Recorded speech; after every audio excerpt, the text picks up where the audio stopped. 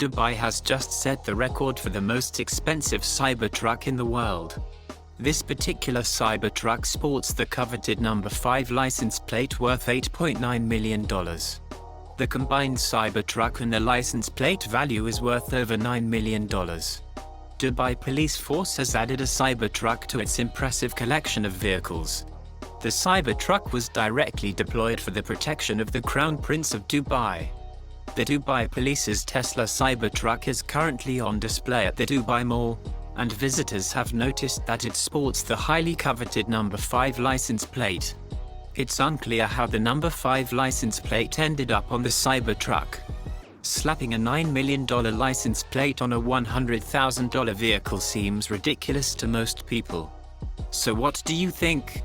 Are you surprised to see a $9 million license plate put on a Tesla Cybertruck?